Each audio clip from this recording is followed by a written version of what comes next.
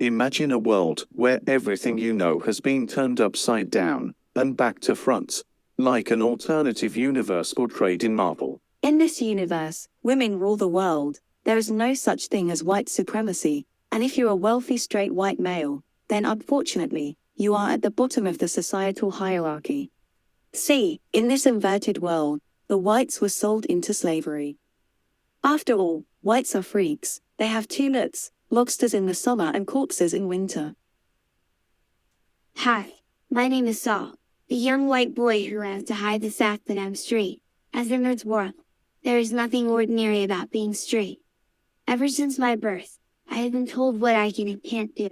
I should smile more, and wear makeup, to make myself more appealing. I was told what clothes to wear even if I don't feel comfortable in them. I was even told what my favorite color is. I belong in the kitchen with all the other young boys. And most importantly, I should have been born a girl. My mother and the rest of the women in this world have told me all these things. I was never allowed to play with cars, and that was the only toy I wanted to play with. Cars were girls' toys.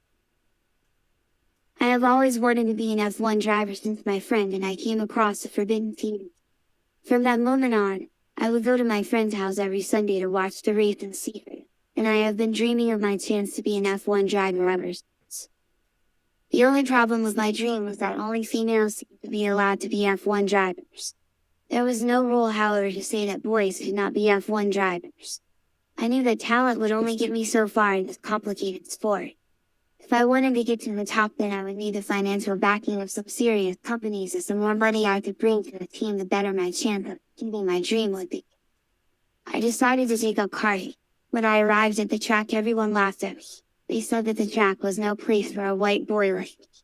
I was the only white and male child there. Instead of learning all the hurtful names that I was called kids, I decided to put all my energy and anger into my driving and show them all what I was really capable of.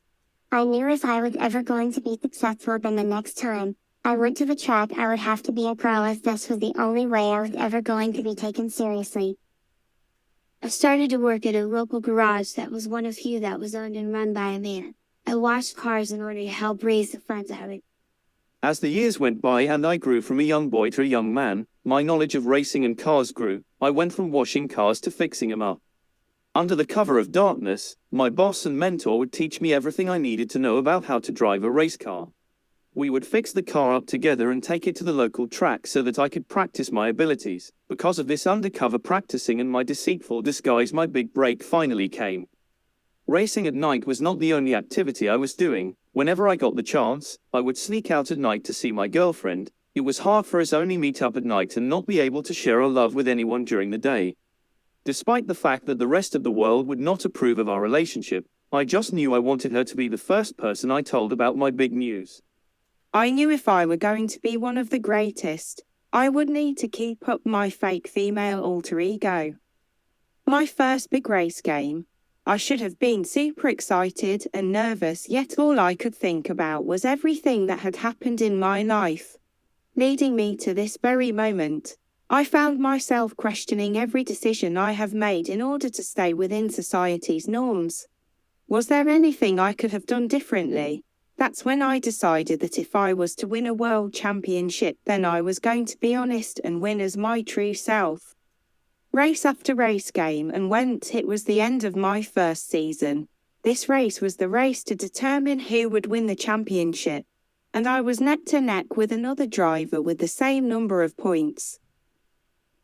This was a winner-takes-all race. Faster and faster, I drove whirling past the other cars right until the last lap. I could see the checkered flag just ahead of me. I crossed the finishing line and couldn't believe I had won my maiden championship. I had made history by being the first F1 driver to win a world championship in their rookie season, and there was still a shot to come. Standing on the top of the podium, I decided to wipe my face of all my makeup and remove my wig. I stood there as my true self. I was the first rookie to win a F1 World Championship, and I was also a white male in a black female dominating world. This was a huge risk, as I may lose my seat for the next season by doing this. but I wanted to challenge everything I was told growing up and inspire more males to become F1 drivers, and that to me was more important than if I had a seat for next season, because I have achieved the impossible and no one could take that away from me.